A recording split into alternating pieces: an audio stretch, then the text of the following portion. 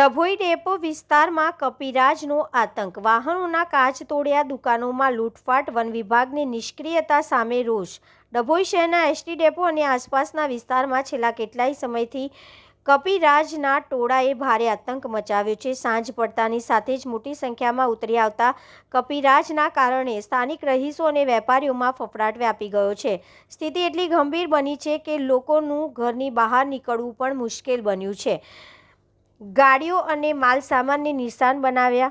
સ્થાનિકોના જણાવ્યા અનુસાર આ કપિરાજનું ટોળું માત્ર રસ્તા પર અડીંગો જ નથી જમાવતું, પરંતુ મોટા પાયે આર્થિક નુકસાન પણ કરી રહ્યું છે। વાહનોની તોડફોડ, પાર્ક કરેલી ફોર વ્હીલર ગાડીઓના કાચ તોડી નાખવા અને એન્ટેના કે મિરર ઉખેડી નાખવા જેવી ઘટનાઓ રોજિંદી બની છે। વેપારીઓ પરેશાન છે।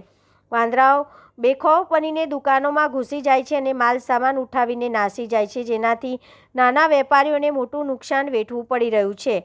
રસ્તે ચાલતા રાહદારી અને ખાસ કરીને બાળકો પર હુમલો થવાનો ડર સતત સતાવી રહ્યો છે। વન વિભાગ સામે જનતાનો આક્રોશ।